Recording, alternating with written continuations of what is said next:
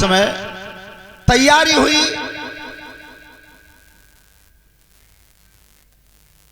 दुर्योधन ने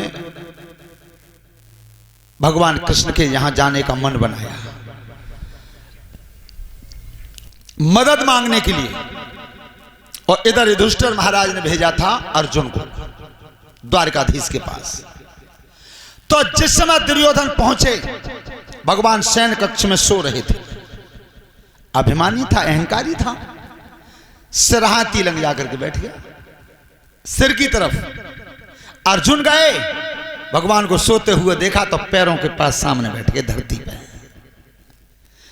और जाए तो तुम जानते ही हो कि जब सोए वाओ जगे तो सबसे पहले नजर पान माऊ जावे। जो भगवान की नींद खुली, अरे अर्जुन कब के आए हो? दुर्योधन पीछे तो बोलो पहले मैं आया हूं। हाँ बोलो कैसे आए? महाराज मालूम नहीं कि युद्ध हो रहा है, तैयारी चल रही है, हम मदद मांगने आए।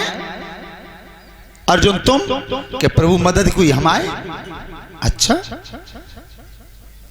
तो चलो दोनों आए तो मैं दोनों को ही दूंगा, लेकिन पहले मेरा बंटवारा सुनो। एक तरफ तो मैं अकेला रहूंगा, निहत्ता हथियार उठाऊंगा नहीं, लड़ाई लड़ूंगा नहीं। और एक तरफ मेरी नारायणी सेना रहेगी, एक अक्षौणी। 2,18,700 ये गिनती आई है एक अक्षौणी की।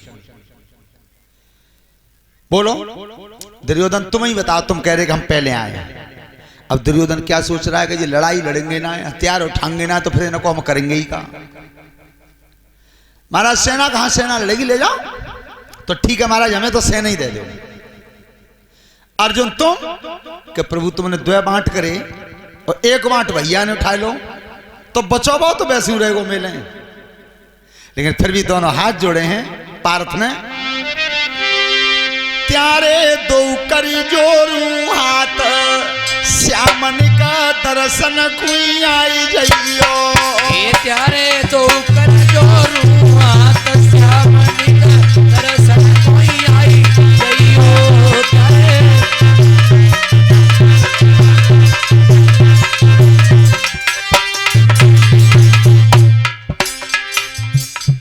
गुरुजी आप तो खैर विद्वान हैं, पढ़े लिखे हैं। पढ़ाई लिखाई का अर्थ वही लोग जानते हैं जो पढ़े लिखे होते हैं।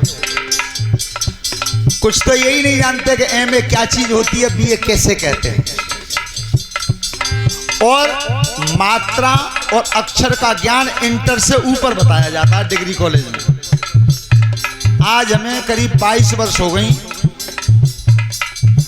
जितने चेला संघ में रहे तो हमने शब्द बोला, और लोग तो जल्दी में नहीं समझ पाओगे, गुरुजी तक बहुत जल्दी समझेंगे। हम कहते हैं 2 करे, छोटी की मात्रा है, करे जोरू हाथ। लेकिन चेला सब का के चले गए 2 कर जोरू हाथ। अरे कर माने वो हाथ के और हाथ माने वो हाथ के, फिर बात डबल क्यों कर रहे हो?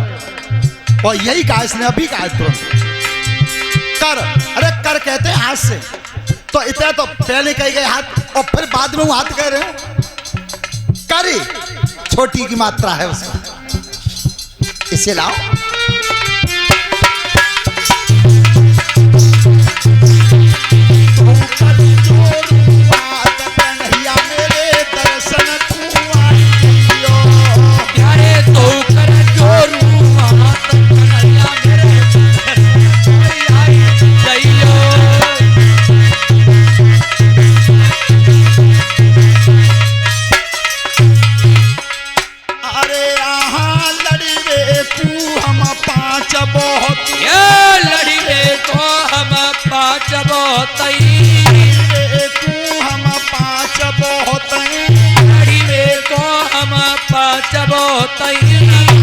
चले हथियार समरिया दर्शन कुइया जइयो। ए दिन राति चली हथियार कन्हैया मेरे दर्शन कुइया जइयो। त्यारे दो करी जोरू हाथ, कन्हैया मेरे दर्शन कुइया जइयो।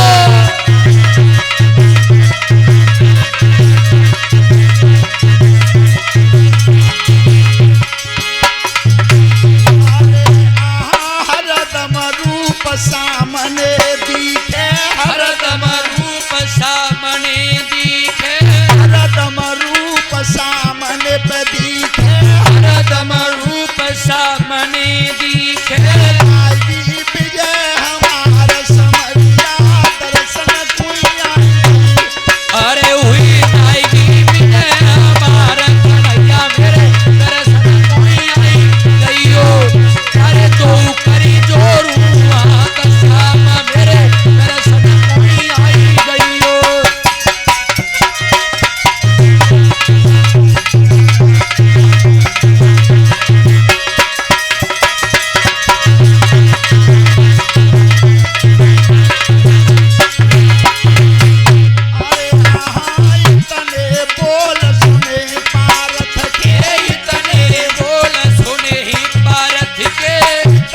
बचन सुने पारथ के, तने वचन सुने ही पारथ के।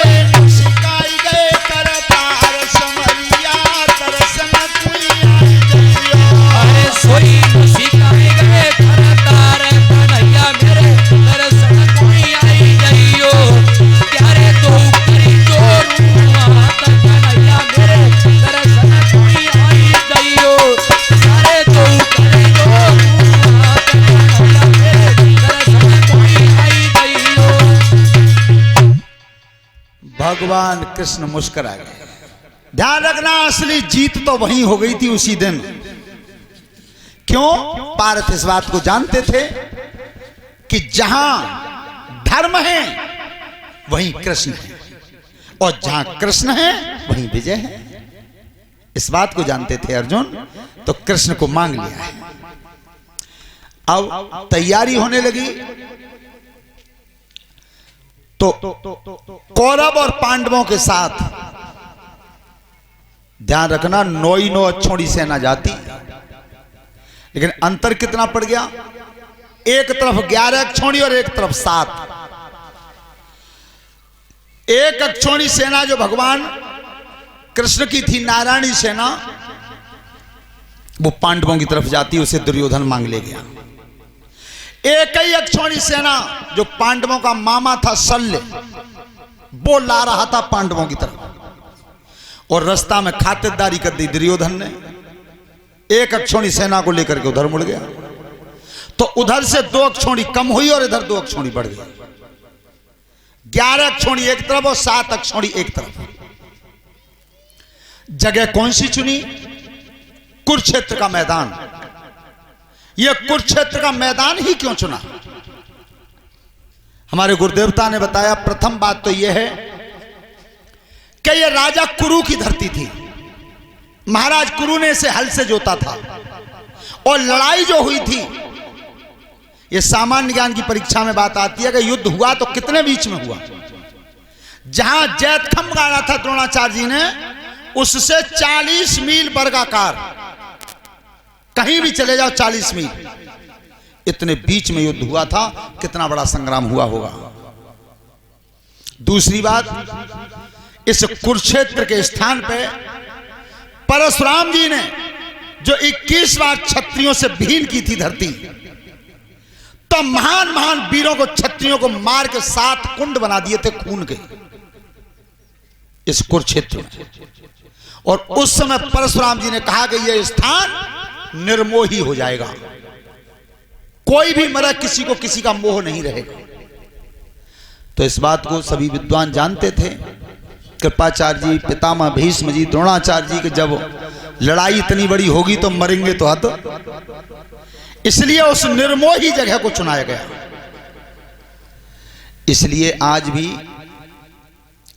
जब कवि सम्मेलन होते हैं गुरुजी, तो हरियाणा के लोग क्या कहते हैं कि सर कन्हैया ने कितना भेदभाव किया कि बंसी बजाई उत्तर प्रदेश में और बांस बजवाओ हरियाणा में। आज भी वो कवि सम्मेलन पे कहते हैं इस बात को। तो तैयारी थी कुरुक्षेत्र की, लेकिन इस कुरुक्षेत्र के ऊपर हमारे गुरुजी एक साखी देते थे। जो रसियाई भजन गाए जाते हैं फागुन के महीना में, उसकी एक साखी है। कौन सी? अरे जाके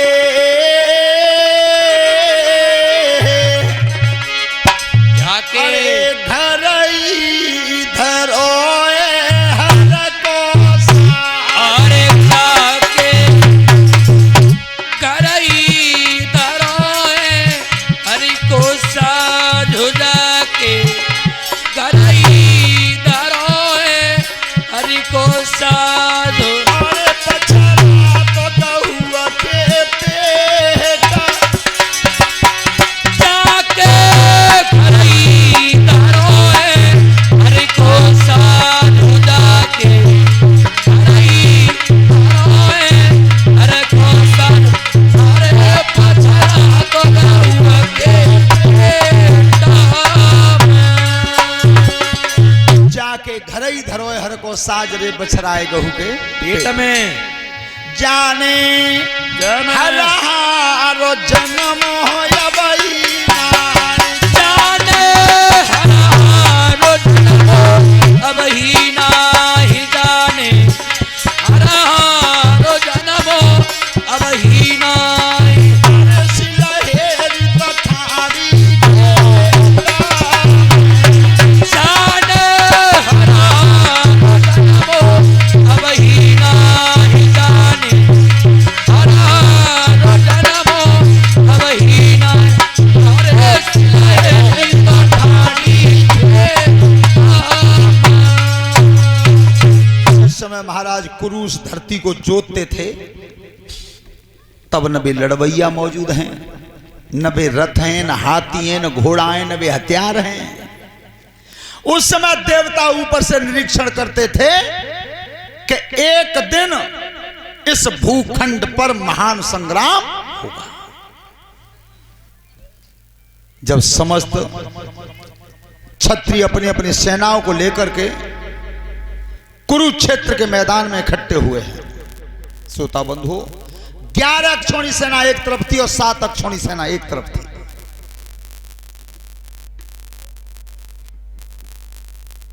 ध्यान रखना,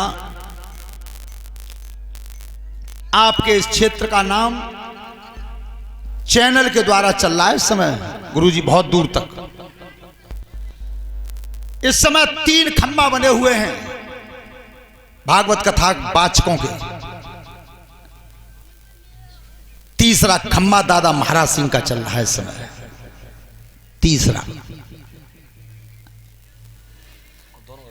और उस पुण्य आत्मा की आशीर्वाद भी इतना है। हम तो आज व्यास मंच के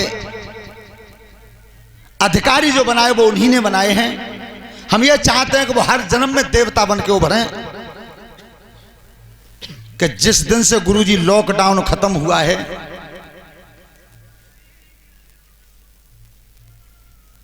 तीसरी कथा चल रही है ये हमारी। पौरी में हुई, गंगा पार बबराले पे हुई, तीसरी ये है, चौथी अजमतगंज में है मारेराय पास। तो उनकी आशीर्वाद की कोई सीमा नहीं होती। ध्यान रखना, नौजवान बच्चे ध्यान से सुने। बुजुर्गों से, अपने विद्वानों से आशीर्वाद मिले, इसकी कोई नापतोल नहीं होती। और आशीर्वाद बिल्कुल फ्री में मिलता है। जाके ना कछु खच्चू ना करना पड़ता है। अरे सामने से अपने से बड़े आ रहे हों, बुजुर्ग हों, कछु न बने तो हाथ जोड़ के ना राम राम ही कर लो, तो इतने तो कहीं जाएंगे कि बेटा बने रहो। बोलो जा मैं कछु गो जमुना के गिलास पानी खचवाओ। तो हमेशा बड़ों से आशीर्वाद लेने से कभी चूक मत करना। और वो उनका आशीर्वाद है हमारे ऊपर। लेकिन जहां जहां हम जाते हैं, गुरुदेवता का नाम लेते हैं, तो गुरुजी की जन्मभूमि और उसके आसपास की धरती का नाम चल रहा है, चल रहा है। वो पुण्यात्मा थे कि रामनाथ ग्रुप, जो भागवत कथावाचक थे बहुत बड़े, स्वामी आधार चैतन्य ग्रुप, और तीसरा ग्रुप दादा महाराज सिंह का ग्रुप। लेकिन बहुत बहुत दूर तक गंगा जमुना पार करके, चम्बल घाटी को पार करके मैं भागवत कर आया। लेकिन मेरे दादा महाराज सिंह की कहानी और कहने का तरीका कहीं फेल नहीं हुआ आज तक। ना किसी ने यह कहा कि यह कथा हमें पसंद नहीं आई है। वो बिल्कुल वास्तव में तीसरी अलग ही बनाई है उन्होंने, रची अलग है बिल्कुल। किसी की कोई नकल नहीं, एक लाइन की नकल नहीं। तो तो जिस समय रणभूमि में दोनों तरफ सेनाएं खड़ी थी तो एक 16 वर्ष का बच्चा और 20 रणभूमि में आया, हथियार टंगे हुए थे काया पे। तो भगवान कृष्ण ने उस बच्चे को देखा, तब कही लला जालन के नोते में हो तो इतने आ जाओ, और उत के नोते में हो तो उतने चले जाओ। तो 16 वर्ष का बच्चा बीच में से जवाब दे रहा है, क्या कही? दीन बंधु भगवान अरे कर मुझे ही बन गयो या न हो तो